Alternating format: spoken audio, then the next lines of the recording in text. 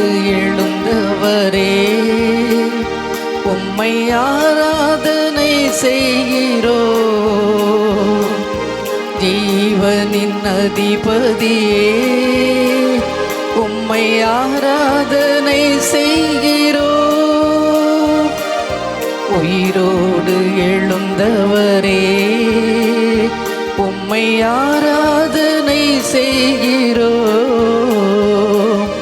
ஜீவனின் அதிபதியே, உம்மை ஆராதனை செய்கிறோம்.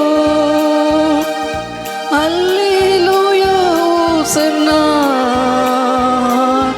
அல்லேலூயா ஓசன்னா, அல்லேலூயா ஓசன்னா, அல்லேலூயா ஓசன்னா, அல்லேலூயா ஓசன்னா, அல்லேலூயா ஓசன்னா, அல்லேலூயா ஓசன்னா, அல்லேலூயா ஓசன்னா.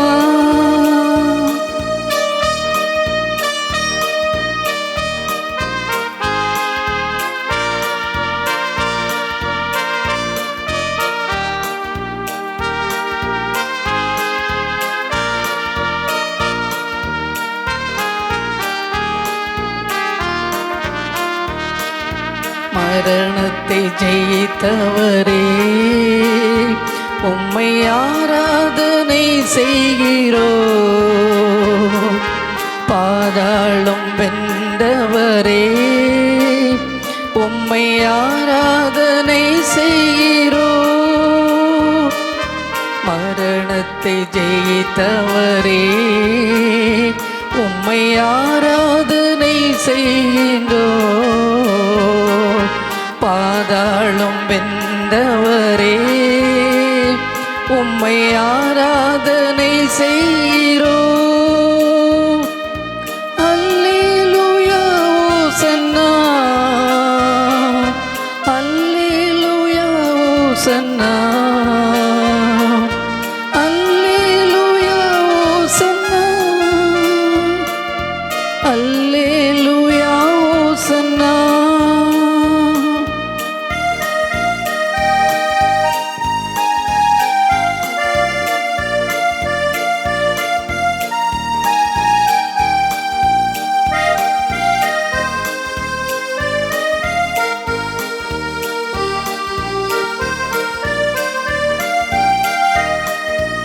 அகிலத்தை ஆள்பவரே, உம்மை ஆராதனை செய்கிறோம்.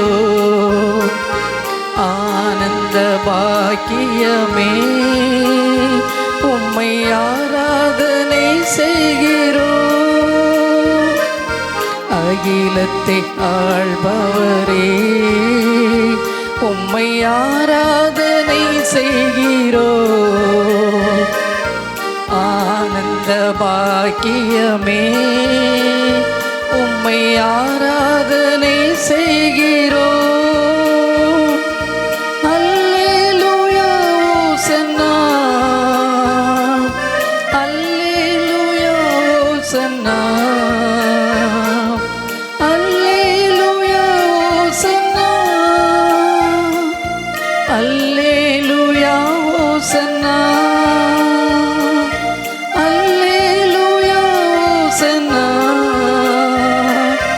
அல்லேலூயா ஓசன்னா, அல்லேலூயா ஓசன்னா, அல்லேலூயா ஓசன்னா. எங்களை கிருபையாய் நேசித்து வழிநடத்து வர அன்பின் தகப்பனே, உம்மை துதிக்கிறேன், உம்மை சோசிக்கிறேன் சுவாமி. இந்த நாளிலேயும் ஆண்டவரே, உமது மகள் கொடுக்க போகிற செய்திக்காகவும் சமுத்திரத்தை பார்க்கிறேன். என்னை மறைத்து நீ வெளிப்படும், நீர் பேசும், உம்முடைய வார்த்தையாக இருக்கட்டும் நாங்கள் கேட்கிறோம். துதிக்கிற மகிமை எல்லாம் ஒருவருக்கே செலுத்துகிறேன். இயேசு கிறிஸ்து நாமத்திலே ஜெபங்களை நல்ல பிதாவே, ஆமீன். கர்த்தருடைய மகத்தான நாமத்திற்கு சோத்திரம் உண்டாவதாக. இந்த நாளுக்குரிய செய்தியின் தலைப்பு சரியானதற்கு போராடு, ஃபைட் ஃபார் த ரைட். இதற்கு ஆதாரமாக எடுத்துக்கொள்ளப்பட்ட வேதவசனம் ஒன்று கொரிந்தியர் புஸ்தகம் 16வது அதிகாரம் 8-9 வசனங்கள். ஆகிலும் பெந்தேகொஸ்தே பண்டிகை வரைக்கும் எபேசு பட்டணத்தில் இருப்பேன், ஏனெனில் இங்கே பெரிதும் அனுகூலமான கதவு எனக்கு திறக்கப்பட்டிருக்கிறது, விரோதம் செய்கிறவர்களும் அநேகர் இருக்கிறார்கள். இது பவுலடிகளார் சொன்ன ஒரு காரியம். பல வேளைகளிலே நமக்கென்று பல இடங்கள், சொத்து, காரியங்கள் எல்லாம் இருக்கும். ஆனால் நமக்கு ஆண்டவர் கொடுத்து விட்டாரே என்று சொல்லி நாம் சும்மா இருக்க முடியாது. அது அந்த அளவுக்கு என்னுடைய இடம் என்று நாம் எடுக்க முடியாது. அதுக்கு பல காரியங்களை நாம் செய்ய வேண்டியிருக்கும். ஆசீர்வாதங்களை ஆண்டவர் கொடுத்தாலும் அங்கே தடைகள் வரும். இந்த தடைகள் எல்லாம் மேற்கொண்டு போனால்தான் நம்ம அதை சுதந்திரிக்க முடியும். இங்கே அதான் சொல்கிறார் பவுலடிகளார், ஏனெனில் இங்கே பெரிதும் அனுகூலமான கதவு எனக்கு திறக்கப்பட்டிருக்கிறது, விரோதம் செய்கிறவர்களும் அநேகர் இருக்கிறார்கள். அங்கே பெரிய நல்ல ஒரு கதவு ஆண்டவர் திறந்திருக்கிறார் எபேசு பட்டணத்திலே. ஆனால் அது கூடவே என்ன இருக்கிறது? விரோதம் செய்கிறவர்களும் அநேகர் இருக்கிறார்கள் என்று அவர் சொல்கிறார். இது எப்படி என்று சொன்னால், பவுலடியார் கொரிந்தியருக்கு அவர் எபேசில் இருக்கும்போதே கடிதத்தை எழுதுகிறார். அவர் அங்கே என்ன பிரச்சனை வந்தது என்று சொன்னால், நல்ல முறையிலே சத்தியம் விதைக்கப்பட்டது எபேசு பட்டணத்திலே. அங்கே அவர் அநேகமான அற்புதங்கள், அடையாளங்கள் எல்லாம் ஆண்டவரை கத்தச் செய்தார். நல்ல பெரிய ஒரு எழுப்புதல் நடந்தது. இது அங்கே உள்ள மக்களுக்கு ரொம்ப ஒரு பிரச்சனையாக இருந்தது. காரணம், இவர் அற்புதங்கள், அதிசயங்கள்லாம் செய்தார், பிசாசுகள்லாம் விரட்டினார். அப்போது ஏற்கனவே அவர்கள் பிசாசுகளை வேறு சக்தியில் வைத்து விரட்டி கொண்டிருக்கிறவர்கள் அநேகமாக இருந்தார்கள். அவருடைய பிஸ்னஸ் எல்லாம் அவர்களுக்கு பாதிக்கப்பட்டது. பவுலடிகளார் அங்கே போன உடனே இவர் அதில் கூட பிசாசுகள் கூட தெரிகிறது, இயேசு கிறிஸ்து யார் என்று எனக்கு தெரியும், பவுல் யார் என்று தெரியும் என்று சொல்லி இந்த பிசாசுகளை விரட்ட ஆயத்தம் பண்ணி முயற்சி அது வரைக்கும் முயற்சி பண்ணி கொண்டு இருந்தவர்களையே இந்த பிசாசு பிடித்தவர்கள் அந்த அளவுக்கு அவர்களை கேள்வியில் அவர் பயந்து ஓடினார்கள். அப்படியாக அங்கு பயங்கரமான காரியங்கள் எபேசு பட்டணத்திலே பவுலடிகளார் மூலமாக நடந்து கொண்டிருந்தது. அது மட்டுமல்ல, அங்கே அவர்களுடைய முக்கியமான இது எங்கே வருது? அப்போஸ்தலர் நடவடிக்கைகள் 19வது அதிகாரத்தில் நாம் பார்த்தோம்னு சொன்னால், அது முழுவதுமாக இங்கே வருது. பெருசு பவுலடிகளாருடைய அந்த ஒரு ஊழியத்தை பற்றி அங்கே வருகிறது. அவர் என்ன சொல்கிறார் சொல்ல, அங்கே அந்த அவர்களுடைய தேவர்கள் அவங்களோட முக்கியமான தேவதை யார் என்று சொன்னால், தியானாள் என்று சொல்லக்கூடியவர்கள் முக்கியமான தேவதை. அவளுடைய அங்கே ஒரு தட்டான் என்ன பண்ணி கொண்டு இருக்கான்னு சொன்னால், அந்த தியானாளுக்குடைய ஆலயத்தை, அந்த கோயிலை, அந்த தட்டான் சின்ன சின்ன அதாக கட்டி அதை வெள்ளினாலே செய்து அதை விலைக்கு தொழிலாளிகளுக்கெல்லாம் அதை விலைக்கு கொடுத்து அவரது ஒரு பிஸ்னஸாக நடத்தி கொண்டிருந்தார்கள். இவளுடைய சிலை, இன்னும் கோயில், இந்த தியானாளுக்குள்ள சில கோயிலுடைய சிலை எல்லாத்தையுமே தட்டான் வெள்ளியிலே செய்து விற்பனை செய்து பெரிய ஒரு விற்பனை நடந்து இருந்தது. ஆனால் பவுலடிகளார் என்ன அவர் பிரசங்கம் பண்ணார்னு சொன்னால், கையினால் செய்தால் இருக்கிற தெய்வங்களை உண்டு பண்ண தெய்வங்கள் அல்ல என்றெல்லாம் சொன்ன உடனே மக்கள் அங்கே விசுவாசித்தார்கள். அப்பொழுது அதிகமானவர்கள் இவரை ஃபாலோ பண்ண ஆரம்பித்த உடனே இவர்களுக்கு பயம் வந்தது. பயங்கரமாக இவர்கள் எல்லாம் அவருக்கு எதிர்த்தார்கள். தான் அவர் சொன்னது, இங்கே பெரிதும் அனுகூலமான கதவு எனக்கு திறக்கப்பட்டிருக்கிறது, ஆனால் விரோதம் செய்கிறவர்களும் அநேகர் அங்கே இருக்கிறார்கள் சொல்லி அவர் சொன்னார்னு சொல்ல, இந்த காரணத்தினால்தான் ஊழியம் ஒரு பக்கம் இருந்தாலும் அற்புதம் அதிசயங்கள் பவுல் செய்து கொண்டிருந்தார். அவருடைய ஆடை, இன்னும் கர்ச்சீஃப், அந்த ஏப்ரன், இதெல்லாம் தூக்கி போட்டாலே மக்களுக்கு நோயாளிகளுக்கு குணம் கிடைத்தது. அந்த அளவுக்கு அற்புதங்கள், அதிசயங்கள் எல்லாம் அங்கே நடந்து கொண்டு இருந்தது. எனவே இங்கே முக்கியமாக இந்த ஒரு தேவதை, அங்கே உள்ள முக்கியமான அந்த வணங்கக்கூடிய அந்த பெண் தேவதைக்கு உள்ள கோயில்கள், அவளுடைய சிலைகள், அவள் செய்யக்கூடிய காரியங்கள் எல்லாம் பாதிக்கப்பட்ட ஒரு காரணத்தினால் பெரிய ஒரு எதிர்ப்பு அங்கே தோன்றியது. அது மட்டுமல்ல, அவருடைய அசிஸ்டன்ட் பாஸ்டர்ஸாக இருந்த காயோ அரிஸ்தர்க்கோ அவர்களையும் 2 பேரையும் கொண்டு சிறையில் அடைத்தார்கள். இப்படி அங்கே பெரிய ஒரு பிரச்சனையான காரியம் நடந்து கொண்டிருந்தது. அதுதான் இவருக்கு இங்கே ஆண்டு பெரிய கதவுகளை திறந்தால், பிறகு கதவை திறந்தாலும் ஆனாலும் என்ன சொல்கிறார் சொன்னால், நான் அங்கே இருந்து போகவே மாட்டேன்னு சொல்ல, எப்பொழுது வந்தால் பெந்தேகொஸ்து நாள் வரைக்கும் நான் இங்கேயே இருப்பேன். அவ்வளவு எதிர்ப்புகள் காரியங்கள் அந்த இடத்துல இருந்த பிறகும் அவர் என்ன சொல்கிறார்? அவர் ஊழியத்தை தொடர்ந்து செய்தார். நான் இந்த இடத்தை விட்டு நான் கிளம்ப மாட்டேன், ஆண்டவர் எனக்கு அழைத்த இடம் இங்கே, நான் இங்கே என்னுடைய ஊழியம் இங்கே நிறைவேற வேண்டி இருக்கிறது, அதனால் நான் இந்த இடத்தை விட்டு நான் பெந்தேகொஸ்து நாள் வர்றது வரைக்கும் நான் போக மாட்டேன் என்று சொல்லி பவுலடிகளார் சொல்கிறார். நமக்கு பல பிரச்சனைகள் பாடிண்டு வரும்போது நம்ம என்ன நினைப்போம்? ஆண்டவருடைய சித்தமாக இருந்தால் நமக்கு இந்த பிரச்சனை வராது, இது சாத்தான் கொண்டு வருகிற பிரச்சனை தான் என்று சொல்லி நம்ம அந்த இடத்தை விட்டு அந்த தொழிலாக இருந்தாலும் சரி, வேலை பார்த்து கொண்டு இருக்கும்போது பல பிரச்சனைகள், பல எதிர்ப்புகள் எல்லாம் வந்தால் நம்ம என்ன நினைப்போம் என்று சொன்னால், இது ஆண்டவருக்கு சித்தம் இல்லை என்று நான் நினைக்கிறேன், தெரியாமல் இந்த இடத்துல ஜாயின் பண்ணி விட்டேன்னு சொல்லி நாம் அந்த செய்து கொண்டு இருக்கிற வேலைகளையே நாம் அங்கேருந்து நான் மாறிவிடுவோம், வேறு இடத்துக்கு கொடுத்த ட்ரான்ஸ்ஃபர்லாம் வாங்கி போய்விடுவோம். ஆனால் இவர் என்ன சொல்கிறார்? இவ்வளோ பிரச்சனைகள் வந்த பிறகு கூட உள்ள அவருக்கு துணையாக இருந்த பாஸ்டர்ஸு கூட என்ன ஜெயிலில் வைத்து விட்டார்கள், காவலில் வைத்து விட்டார்கள். ஆனாலும் அவர் நான் எங்கே இருப்பேன் என்று உறுதியாக சொல்லுன்னு சொன்னால் அதுதான் நாம் பார்க்க வேண்டிய ஒரு காரியம். பல வேளையில் நாம் நினைப்போம் ஆண்டவருக்கு சித்தம் இல்லைன்னு சொன்னால் அந்த இடத்துல அது ஆண்டவருடைய சித்தம் நமக்கு அது நம்ம இடமாக இருந்தால் நிச்சயமாக யாருமே பறிக்க முடியாதுன்னு நான் நினைப்போம். அப்படி அல்ல, வாசல் திறக்கப்பட்டிருக்கும். ஆனால் அங்கிருந்து எதிர்ப்புகள் நிறைய நமக்கு போராட்டங்கள் வரும். இந்த போராட்டங்களை எல்லாம் தாண்டி போகும்போது தான் நம்ம நம்முடைய இடமா இருந்தாலும் அதை சுதந்திரத்து கொள்ள முடியுமே தவிர அது நமக்குத்தானே என்று வைத்துக்கொண்டோம் என்று இழக்க வேண்டிய ஒரு சூழ்நிலை வரும். அதான் நீங்கள் பார்க்கிறோம். பெருசு பவுலடிகளார் அவருக்கு என்ன அநேகமான பிரச்சனைலாம் வரத்தான் செய்தது. ஆனாலும் ஆண்டவருக்கு என்றவர் எல்லாவற்றையும் படிப்பு எல்லாவற்றையும் குப்பையாக விட்டு, அது மட்டுமல்ல எல்லா பிரச்சனைகளையும் அவருக்காக நிற்பேன் என்று சொல்லி நல்ல போராட்டத்தை போராடி முடித்தார். ஓட்டத்தை முடித்தேன் என்று சொல்லி சொன்ன விசுவாசத்தை காத்துக்கொள்ளேன் கொண்டேன் என்று சொல்லி பவுலடிகளார் சொன்னார். சொல்ல ஆரம்பத்திலிருந்து முடிவு வரையிலும் ஆண்டுடைய விஷயத்திலே ஊழியத்திலே அவ்வளோ ஒரு நிலைத்திருந்து அவர் பாடுபட்டவர் தான் இந்த பவுலடிகளார். அதனால்தான் ஆண்டவருக்கு செய்ய வேண்டிய காரியம் இருக்கும். நம்முடைய உரிமையை நாம் விட்டு கொடுக்கவே கூடாது. இன்னும் அடுத்து பார்த்தோம்னா வேதாமத்தில் இன்னும் பார்க்கும்போது பழைய ஏற்பாட்டில் பார்க்கும்போது 2 சாமுவேல் புத்தகத்தில் பார்க்கிறோம். அங்கே தாவீதுக்கு 37 பராக்கிரமசாலிகள் உண்டு. அவருக்கு உதவி செய்வதற்கு எந்த நேரத்தில் வேண்டுமென்றாலும் ரெடியாக அவருக்கு உதவி செய்வதற்கு 37 பராக்கிரமசாலிகள் இருந்தார்கள். ஆனால் அவர் எல்லாரையும் பார்க்கிலும் 3 பேர் ரொம்ப ஒரு துணிச்சலானவர்களாக, மிகவும் அந்த பராக்கிரமசாலிகள் மத்தியிலேயும் இவர்கள் 3 பேரும் இன்னும் அதிகமாக துணிச்சலுடையவர்களாக இருந்தார்கள். ஒரு முறை தாவீது அவருக்கு தாகமாக இருந்தது. அங்கே பெலிஸ்தியரும் பெத்லெகேமிலே அங்கே தானியம் போட்டிருக்கிறார்கள். இவருக்கு தாகம் வந்த உடனே சொல்கிறார், எனக்கு கொஞ்சம் பெத்லெகேம் ஒலிம வாசலில் இருந்து பக்கத்தில் உள்ள கிணத்தில் இருந்து எனக்கு தண்ணீர் கொண்டு வரலன்னு சொன்ன உடனே இவள் 3 பேரும் பெலிஸ்திய தானியம் அங்கே இருக்கிறது, உயிருக்கு ஆபத்து தான், ஒரு பெரிய ஒரு பட்டாளம் தான். ஆனால் இவர்களோ அதற்கு துணிந்து தாவீது கேட்கிறாரே என்று சொல்லி அங்கே போய் தண்ணீரை கொண்டு வந்தார். அப்படி தாவீது கூட ஃபீல் பண்ணினார், இவ்வளவு தன்னுடைய உயிரை கூட பார்க்காதபடி எனக்காக கொண்டு வந்தார்கள், நான் குடிக்க மாட்டேன்னு சொன்னார். அந்த மாதிரி ஒரு பராக்கிரமசாலிகள் தான் அந்த 3 பேரும். அதிலே ஒரு பராக்கிரமசாலியோட பேருன்னு சொன்னார் ஷம்மா.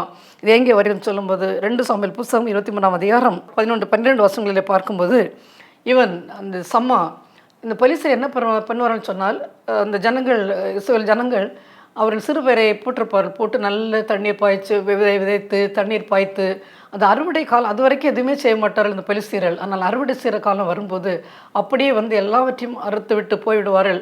அப்படி நடந்து கொண்டிருந்தது. அந்த நேரத்தில் இவன் தானே இந்த சம்மா என்ன பண்ண சொல்ல அந்த பெரும் கூட்டத்தை பார்த்து இஸ்ரவேல் ஜனங்கள் ஓடி ஒளிந்து விடுவார்கள். ஆனால் இவன் என்ன பண்ண சொல்ல அந்த நடுவிலே நீங்கள் என்ன பண்ணுவீரான் பார்த்துக்கொள்கிறேன்னு சொல்லி அந்த நிலத்தின் நடுவிலே இருந்து இந்த அந்த ரட்சிப்பு 18-12 வசனங்களை பார்த்து சொன்னால் அவன் இந்த நிலத்தின் நடுவிலே நின்று அதை காப்பாற்றி பெலிஸ்தரை மடங்கெடுத்து போட்டான். அதனால் கர்த்தர் பெரிய ரட்சிப்பை நடப்பித்தார் என்று பார்க்கிறோம். இங்கே பார்க்கும்போது அவன் அந்த இடத்துல நின்றான். மற்றவர்களெல்லாம் பயந்து, மற்ற ஜனங்களெல்லாம் அவர்களுடைய நிலம்தான், சொந்த நிலம்தான், ஆனாலும் அவர்கள் பயந்து போய்விட்டார்கள் பெலிஸ்தருக்கு பயந்து. ஆனால் இவனும் அந்த நடுவில் நின்று தைரியமாக அவர்களுக்கு எதிர்த்து நின்று அந்த ஒரு ரட்சிப்பை கொடுத்தான் என்று சொல்லி பார்க்கும்போது அதுதான் அவனுடைய சொந்த இஸ்ரவேல் ஜனங்களுக்கு சொந்த இடம்தான். அவர்கள் தான் பயிரிட்டார்கள், அவர்கள் தான் விதைத்தார்கள், தண்ணீர் பாய்ச்சினார்கள். அறுவடை நேரத்திலே அவர்கள் இப்படியாக அந்த காலங்களே அதிகமாக அவர்கள் செய்கின்றவர்கள் தான் நம்ம கூட படிக்கிறோம். நேதுபலிய புத்தகத்தில் எல்லாம் பார்க்கிறோம். எல்லோரும் இவர்களை ஒடுக்கின இஸ்ரவேல் ஜனங்களை ஒடுக்கின பார்க்கிறோம். மீதியானியர் இப்படி எல்லோருமே இவர்கள் செய்த விளைச்சல் எல்லாம் ரெடியாக இருக்கும்போது அவர்கள் அறுத்து கொண்டு நஷ்டங்களை உண்டாக்குவார்கள். ஆனால் இந்த ஒரு சம்மா என்று சொல்லக்கூடிய தாவீதினுடைய பராக்கிரமசாலி நின்று அந்த இடத்திலே நடுவிலே நின்று நீங்கள் வாருங்கள் பார்த்து கொள்ளலாம் என்று அவ்வளோ ஒரு துணிச்சலாக இருந்து அந்த ஒரு ரட்சிப்பை அவர் வாங்கி கொடுத்தான்னு பார்க்கும்போது நமக்கு இடங்களாக இருக்கலாம். ஆனால் நாம் அதிலே அதற்கு எதிர்ப்போல் வரும்போது அந்த எதிர்த்து நாம் நிற்காமல் இருந்தோம்னு சொன்னால் அந்த இடங்களை நாம் சுதந்திரத்து கொள்ள முடியாது. எங்களுக்கு கூட ஒரு இடம் நாகர்கோயிலில் உண்டு, கன்னியாகுமரியிலே. பல ஆண்டுகள் 32 ஆண்டுகளுக்கு முன்பதாக வாங்கிய ஒரு இடம், ஒரு 2.5 ஏக்கரான ஒரு தென்னந்தோப்பு. அது 3வது காரியம். நான் ஒருத்தர் வாங்கி அவரிடமிருந்து அடுத்த கை வாங்கின உறவினர் அவர்கள் வாங்கியிருந்தார்கள், அவர்களிடமிருந்து நாங்கள் வாங்கினோம்.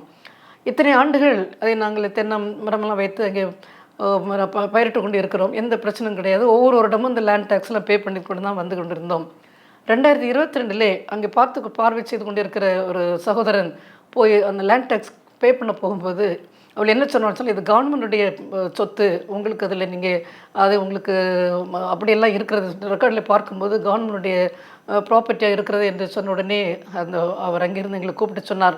ரொம்ப கஷ்டமாக இருந்தது. காரணம், நாம் அது புறம்போக்கு இடமோ எதுவுமே கிடையாது. 3வது கையாக நாங்கள் வாங்கியிருக்கிறோம். 30 வருடங்களுக்கு மேலே அதை நாங்கள் எங்கள் சொந்தமாக எடுத்து எல்லா காரியங்களும் செய்து கொண்டு வருகிறோம். ஆனால் நாம் அதே இது என்னுடைய இடம்தானே என்று சொல்லி நாம் சொல்ல முடிய காரணம், அங்கே பயங்கரமான எதிர்ப்புகள் அங்கே இப்போ இருந்து கொண்டு இருக்கிறது. அதுக்கு பிறகு கவர்மெண்ட்டுக்கெல்லாம் கம்ப்ளைண்ட் பண்ணி இப்போ அங்கே அந்த காரியங்கள் நடந்து கொண்டு இருக்கிறது. என்றாலும் ஆண்டோடு ஜெபித்து கொண்டு இருக்கிறது. ஆண்டவர் உமக்கு தெரியும், நாம் யாரையும் ஏமாற்றியோ அல்லது கவர்மெண்ட்டுடைய புறம்போக்கு இடங்கள் எல்லாம் எடுத்தோ நாம் செய்யவில்லை. நமக்குன்னு நம் கடின உழைப்பிலே வாங்கின அந்த பணத்திலிருந்து வாங்கின அந்த சொத்து தான் நிச்சயமாக நீ தருவீர் என்று சொல்லி ஆண்டோடன் போராடி கொண்டு வருகிறேன். ஆண்டோட சித்தமானால் வெற்றியாக முடிந்தால் நான் உங்கள் மத்தியில் சாட்சி சொல்லுவேன். இதற்காக சொல்லி சொன்னால் இது நம்முடைய இடம் தானே. ஒருவேளை அவர் சொல்லியிருக்கும்போது பார்வை பார்த்து கொண்டு இருக்கிற சகோதரன் சொல்லியிருக்கும்போது நம்முடைய இடம் தான், ஒருத்தரும் செய்ய முடியும்னு சொல்லி சும்மா இருக்க முடியாது. திடீரென்று கவர்மெண்ட் அதை எடுத்துக்கொள்வார்கள். இது போல தான் எதுனாலும் சரி, நமக்கு நம்முடைய உரிமைகள் இருக்கும்போது நாம் அதற்காக நாம் போராட வேண்டும். போராட்டங்கள் அதிகமாக உண்டு. எந்த ஒரு காரியத்தை எடுத்து வெற்றி அடைய வேண்டும் என்று சொன்னாலும் போராடாமல் எதுவுமே செய்ய முடியும். அநேகமான ஆப்ஸ்டக்கிள்ஸ், தடைகள் எல்லாம் வரத்தான் செய்யும். பல போர்கள் நமக்கு வரத்தான் செய்யும். ஆனாலும் அவற்றையெல்லாம் துணிந்து நின்று நாம் அதற்காக நாம் போராடவில்லைன்னு சொன்னால் நாம் அதை அந்த ஆண்டவர் கொடுத்திருக்கிற ஆசீர்வாதங்கள் அது நமக்கு என்று வர வேண்டி இருந்தால் நிச்சயமாக வரும் என்று சொல்லி அமைதியாக இருந்தோம்னு சொன்னால் நிச்சயமாக நாம் அவற்றை இழந்து போவோம். அங்கே பார்க்கிற அந்த ஷம்மா அந்த பெலிஸ்தர் கரத்திலிருந்து அதை மீட்டுக்கொண்டு சொன்ன தைரியமாக அங்கே போய் நின்றார். பல வேளைகளிலே நமக்கு இப்படிப்பட்ட சில சூழலில் வரும்போது நம்ம அசால்ட்டாக இருக்க முடியாது. அதே போல் எல்லாவற்றிலையுமே நாம் கூட ஆவிக்குரிய ரீதியாக பார்த்தோம்னு சொன்னால் ஈஸியாக நாம் சுகத்தை பெற்றுக்கொள்ள வேண்டும், ஈஸியாக நமக்கு அந்நிய பாஷை பேச வேண்டும், ஒரு விடுதலை பெற வேண்டும் எல்லாம் சொல்லி நாம் செய்கிறோம். சாதாரணமாக ஆண்டவர் கொடுக்க மாட்டார். அநேகமான ஊழியக்காரர்கள் விசுவாசம் சொன்ன ஆண்டவர் பேசினார், ஆண்டவர் இப்படி சொன்னார் அப்படி சொன்னார்லாம் சொல்கிறார்கள். ஆனால் எப்படி அவரால் சொல்ல முடியும்னு தெரியவில்லை. இந்த அளவுக்கு அவர் நம்மோடு பேச வேண்டும் என்று சொன்னால் எலியா போல, எலிசா தீர்க்கதரிசியை போல நாம் இருக்க வேண்டும், இருக்கிறோம் என்று யோசித்து பார்க்க வேண்டும். அதையும் நம்பி விசுவாசித்து மக்கள் ஏமாந்து போகிறார்கள். ஆண்டவரே அவ்வளோ சீப்பாக எல்லோரோட பேச மாட்டார். 3 மணிக்கு பேசினார், 4 மணிக்கு பேசினார், இப்படி சொன்னார் அப்படி சொன்னார்லாம் சொல்கிறார். அப்படி முடியாது. அவர் பாதத்திலே அமர்ந்திருந்து அவருடைய அந்த வேதாகமத்தை அவ்வளவு நாம் தியானித்து அதில் அவனுடைய கேட்க வேண்டும், இதனுடைய அர்த்தங்களை நாம் கேட்டு எந்த அளவுக்கு நாம் அதெல்லாம் கற்றுக்கொள்கிறோமோ அதற்கு பிறகு அவனுடைய வாக்குத்தத்த வசனங்களை எல்லாம் பிடித்து ஆண்டவரே அவனுடைய வசனங்கள் இப்படி இருக்கிறது, இது செயல்பட வேண்டும் என்றெல்லாம் சரி அவ்வளோ நெருங்கி நான் போகும்போது தான் அவ்வளவு பல தடைகள் எல்லாம் வரத்தாச்சு. அப்படி ஊழியத்தில் இறங்கி போகும்போது பல தடைகள் நமக்கு வரும். ஆனால் அதையெல்லாம் மேற்கொண்டு அப்படி ஆண்டவரோடு சேர்ந்து நாம் பிசாசுக்கு எதிர்த்து நின்று நாம் போராடி இருந்தால்தான் ஆண்டவருடைய அவர் நமக்கு கொடுக்க வேண்டிய எல்லா ஆசீர்வாதங்கள் கூட ஆவிக்குரிய ஆசீர்வாதங்களை நாம் பெற்றுக்கொள்ள முடியும். இல்லை என்று சொன்னால் அசால்ட்டாக இருந்தாலும் ஒன்றுமே நடக்காது, சும்மா ஏமாற்றி கொண்டு இருக்கலாம். அப்படி அல்ல. கர்த்தருடைய காரியம் அப்படி நாம் ஏமாற்றக்கூடிய ஒரு சாதாரணமான ஒரு காரியம் கிடையாது. எனவே நாம் எங்கெங்கே நமக்கு நம்ம போராட வேண்டுமோ நாம் போராடவில்லைன்னு சொன்னால், நம்முடைய உரிமைகளுக்காக நாம் அதற்கு போராடவில்லைன்னு சொன்னால் நமக்கு அதிலிருந்து எந்த விதமான ஒரு பலனும் கிடைக்கவே செய்யாது. அசால்ட்டாக இருந்தோம்னு சொன்னால் ஒன்றுமே செய்ய முடியாது. ஒரு தண்ணீர் குழாய் இருக்கிறது, அந்த குழாயிலே நம்ம நினைப்போம் ஏன் இந்த தடைகள்லாம் வருது என்று பல நேரங்களில் யோசிப்போம். இதற்காக ஆண்டு இப்படிலாம் செய்கிறான்னு யோசித்தோம்னா, பெரிய தண்ணீர் தொட்டி இருக்கிறது, அங்கே பைப்பு நம்ம கீழே வைக்கிறோம், அந்த பைப்பிலே கண்ட்ரோல் பண்ணுறதுக்கு அந்த வேல்வ் இல்லைன்னு சொன்னால் தண்ணி போய்கொண்டே இருக்கும். தேவையான நேரத்திலே நாம் திறப்போம். அந்த ஒரு திருக்கு இருக்கிறது, அந்த பைப்பில் வரக்கூடிய அது க்ளோஸ் பண்ணக்கூடிய அந்த வேல்வ் இருக்கிறது, திறக்க வைக்கும்போது அதை திறப்போம். அப்பொழுது நம்ம தேவைக்கு தண்ணீரை எடுத்துக்கொள்ளலாம், எல்லா நேரத்திலும் அடைத்துக்கொள்ளலாம். பல ரோடுகளை பார்த்து சொன்ன ஸ்பீட் பிரேக்கர்ஸ் போட்டிருக்கிறார்கள். இல்லைன்னு சொன்னால் அந்த ஸ்பீட் பிரேக்கர்ஸ் எல்லாம் இல்லாமல் இருந்தால் பல ஆபத்துகள் நடக்கும். ஸ்கூல் பக்கங்கள், ஹாஸ்பிட்டல் பக்கங்கள் இப்படிலாம் வரும்போது அங்கே அந்த ஒரு ஸ்பீட் பிரேக்கர்ஸ் போடுகிறார்கள். காரணம் அவசரம், ரொம்ப ஃபாஸ்ட்டாக போனால் அந்த இடங்களிலே விபத்துகள் அதிகமாக நேரிடும். அதனால் அந்த விபத்துகள் எல்லாம் தடுக்கிறதுக்கு பல தடைகள் இருக்கும். அதுபோல் நம்முடைய வாழ்க்கையிலும் கூட ஈஸியாக நாம் போய்விடலாம்னு நினைக்க முடியாது. பல தடைகள் வரும். அந்த தடைகள் எல்லாம் தாண்டி நாம் போகும்போது நமக்கும் அது பெரிய காரியமாக இருக்கும். நம்முடைய பின்னாடி வருகிறவர் கூட நம்ம ஒரு எக்ஸ்பீரியன்ஸாக இப்படியெல்லாம் நாங்கள் கடந்து வந்தோம்னு சொல்லி நாம் சொல்ல முடியும். பெருந்தலைவர் காமராஜரை பற்றி நமக்கு எல்லோருக்கும் தெரியும். அவருடைய ஆட்சி ரொம்ப வித்தியாசமாக இருக்கும். அது எதையுமே ரொம்ப இது நடக்குமா அது நடக்காதா இதெல்லாம் யோசிக்கிறவரே கிடையாது. ஒரு முறை அப்படித்தான் 2 வில்லேஜில் 2 கிராமங்களுக்கு மத்தியிலே ஒரு ஆறு போய்கொண்டிருந்தது. அந்த ஆறு அங்குள்ள மக்கள் எல்லாம் கம்ப்ளைண்ட் பண்ணினார். 2 பக்கம் உள்ள கிராம மக்களும் வந்து அவர்களுக்கு என்ன சொன்னார்கள், ஐயா மழை வந்து ஆறு ஆறு நிரம்பி போனால் எங்களுக்கு சாதாரணமாக தண்ணி வத்தி இருக்குமோ நாங்கள் அப்படி கிராஸ் பண்ணி அடுத்த கடைக்கெல்லாம் போய்விடுவோம். ஆனால் வெள்ளம் வந்து மழை வந்து பெருவெள்ளம் வந்தால் 5 மைல் தூரம் நாங்கள் சுற்றி போக வேண்டியிருக்கிறது. எனவே ஒரு பாலத்தை நீங்கள் போட்டால் நன்றாக இருக்குமே என்று சொன்ன உடனே அவரும் நல்ல காரியம் தானே, இதை இணைத்து ஒரு பாலம் போடலாம்னு சொல்லி அதிகாரிகளெல்லாம் கூப்பிட்டு கேட்ட உடனே வில்லேஜ் ஆஃபீஸர் அவர்களெல்லாம் கூப்பிட்டு கேட்ட உடனே அவர்கள் சொன்னார்கள், இது இந்த கிராமம் இந்த சைடில் உள்ள ஆற்றுக்கரையோட முடிகிறது, அந்த கிராமம் அந்த ஆற்றுக்கு அந்த கரையோட முடிகிறது. எனவே இது ரெண்டுக்குமே இவர்கள் சரியான முறையிலே அது எந்த பஞ்சாயத்தில் வரக்கூடிய ஒரு காரியமே இல்லை, அதனால் ஒன்றுமே செய்ய முடியாதையான்னு சொன்ன உடனே, ஏன் குறுக்கே வந்து ஒரு ஓரத்தை எடுத்து ஒரு ஊருக்குள்ளாலே போட்டு விட்டால் என்ன எல்லை எடுத்து போட்டு விட்டால் என்ன நடக்கும் என்று சொல்லி அதனால் பல சிக்கல் வரும் என்று சொல்லி அதிகாரிகள் சொன்னார்கள், நீங்கள் போய் ஒன்று வரப்போவதில்லை, இந்த ஆற்று ஒரு சைட்லேயே ஒரு எல்லை எடுத்து அங்கே ஒரு ஊரில் போட்டு பேப்பரை எல்லாம் நீங்கள் ரெடி பண்ணுங்கள், கலெக்டர் போய் கையெழுத்து வாங்கினால் நிச்சயமாக கெட்டுவிடலாம் சொன்ன உடனே அவர்கள் எல்லாம் முடியாதுன்னெலாம் சொன்ன இவர் சொன்னார், முயற்சி பண்ணுங்கள், ஏன் நடக்காது, இது ஒரு நல்ல காரியத்துக்காக தானே, சட்டங்கள் மக்களுக்காக தான் வைக்கப்பட்டிருக்கிறது, சட்டத்தில் ஒன்று பேச வேண்டாம்னு சொன்ன உடனே இவர்கள் அதே போல் செய்தால் 2 நாளிலே அதற்கு பர்மிஷன் கிடைத்து அந்த பாலத்தை அவர்கள் 2 ஊருக்கடையிலே கட்டினார்கள். பாருங்கள், இப்படித்தான் பல நேரங்களில் நமக்கு சூழ்நிலையில் நமக்கு தடைகள் வரும், பல காரியங்களை செய்ய வேண்டும் நினைக்கும் போது தடைகள் வரும். ஆனால் தடைகளை ஈஸியாக அதை நல்ல ஞானமாக மேற்கொண்டால் நிச்சயமாக நமக்கு அதை நாம் சுதந்திரத்துக் கொள்ள ரொம்ப ஈஸியாக சுதந்திரம் கொள்ள முடியும். அதே போல தான் திருநெல்வேலி மெடிக்கல் காலேஜ் பார்த்தோம்னு சொன்னால் அங்கே ஒரு மெடிக்கல் காலேஜும் மெடிக்கல் ஹாஸ்பிட்டலும் திருநெல்வேலி வர வேண்டும் என்று அப்பொழுதும் காமராஜர் அவர் தான் இருந்தது ஆட்சியில் இருக்கும்போது.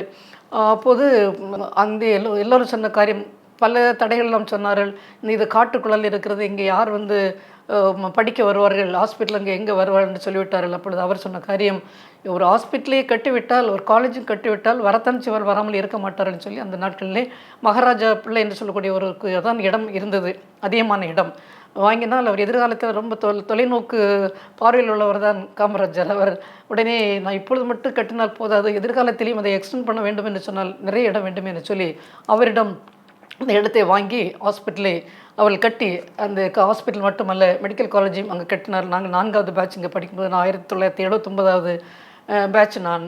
அப்பொழுதெல்லாம் பார்த்தால் பெரிய உடங்காடு போல தானே இருக்கும், அந்த இடமெல்லாம் ரொம்ப ட்ரையாக தான் இருக்கும். ஆனால் அவர் துணிச்சலாக ஹாஸ்பிட்டலையும் காலேஜும் கட்டினால் ஏன் வரமாட்டார்கள், அட்மிஷன் போட்டால் எல்லோரும் வரத்தான் செய்வார்னு சொல்லி இன்றைக்கு பெரிய லெவலில் நம்முடைய திருநெல்வேலி மெடிக்கல் காலேஜும் ஹாஸ்பிட்டலும் விளங்குறதுன்னு சொன்னால் அன்றைக்கு அவர் போட்ட அந்த வித்து தான். அது மட்டும் இல்லை, அதற்கு பிறகும் பார்த்தால் ஹவுசிஜன்ஸ் பீரியடில் யாருக்குமே அவருக்கு தெரியவில்லை, அந்த டைம்லேயே ஹவுசிஜனுக்கு யாருக்குமே உதவித்தொகை கிடையாது. அந்த 5 வருடம் படிப்பை முடித்துவிட்டு 1 வருடம் அங்கே ஹவுசிஜனாக ஒர்க் பண்ண வேண்டும், அது எந்த விதமான உதவித்தொகையும் கிடையாது. உடனே கொஞ்சம் டாக்டர்ஸ் 20 ஹவுசிஜன்ஸ் போய் அவரிடம் போய் கேட்டார்கள், ஐயா நாங்கள் 5 வருடம் கஷ்டப்பட்டு படித்தோம், எங்களுடைய கஷ்டத்திலையும் பண கஷ்டம் எல்லாம் வந்து நாங்கள் படித்தோம், இப்பொழுது 1 வருடம் நாங்கள் ப்ராக்டிஸ் பண்ண வேண்டும், அந்த ஹவுசிஜனாக நாங்கள் ப்ராக்டிஸ் பண்ண வேண்டும், இந்த நேரத்திலாம் எங்களுக்கு அதிகமான வேலைகள் உண்டு, எல்லா வேலையும் எங்களை போட்டு வாங்குகிறார்கள், நைட் டியூட்டி நைட்டில் டே அண்ட் நைட்டுன்னு கிடையாது, அப்படி எங்கே வாங்குகிறார்கள், ஆனால் எந்த விதமான உதவித்தொகையும் எங்களுக்கு கொடுக்கவில்லை என்று சொன்ன உடனே அவருக்கு காலத்திலே வந்ததான் நேரம் குடித்து சொன்ன அந்த ஹெல்த் மினிஸ்டர் அவெல்லாம் சொன்னால் அவர்கள் எல்லாம் முடியாது என்றெல்லாம் சொல்லிவிட்டார், இதுக்கு அப்படி ஒரு காரணம், அப்படி அந்த ஃபைனான்ஸில் இதெல்லாம் ஏதாவது சாக்கு போ சொல்லிவிடுறான்னு சொன்ன உடனே அவர் காலத்தில் தான் அந்த உதவித்தொகையை ஆரம்பிக்கப்பட்டது என்று பார்க்கும்போது பல நேரங்கள் நமக்கென்று நம்ம உரிமைகள் இருக்கும்போது அதுக்கு நாம் அதை ஃபைட் பண்ணோம் என்று சொன்னால் நிச்சயமாக பல காரியங்கள் நமக்கு கிடைக்கும். எனவே இதை கேட்டுக்கொண்டு பிள்ளைகளே, நமக்கென்று சில காரியங்கள் வரும்போது தடைகள் வரத்தான் செய்யும்.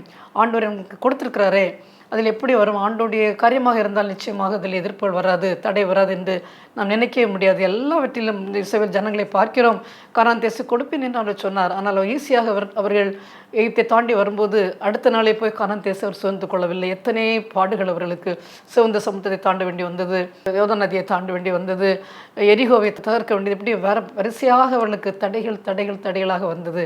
அதையெல்லாம் தாண்டி தான் கானான் தேசத்தை அவர்களை வந்து சேர முடிந்தது. அதில் யோசுவை பார்க்கிறோம், அவருக்கு தான் அந்த ஒரு ஆசீர்வாதம் இவர்களுக்கு அங்கே வந்து காலேப்புக்கும் யோசுவாவுக்கும் ஆண்டவர் அந்த கிருபையை கொடுத்தார். என்னென்றால் முறுமுறுக்காதபடி இந்த தடைகள் எல்லாம் யோசுவா அந்த சிறு வயதிலிருந்தே வாலிப வயதிலிருந்தே மோசே கூடவே இருந்து எல்லாவற்றையும் பார்த்தவர், கஷ்டங்கள் பாடுகள் எல்லாவற்றையும் அவர் பார்த்தவர் காரணத்தால் கடவுள் அவருக்கு அந்த ஒரு ஆசீர்வாதத்தை கொடுத்தார். இஸ்ரவேல் ஜனங்களுக்கு அந்த கானான் தேசத்தை அடையவும் அங்கே சென்று 12 கோத்திரத்துக்கும் எல்லாம் பிரித்து கொடுக்கக்கூடிய ஒரு ஆசீர்வாதம் யோசுவா கிடைத்தது.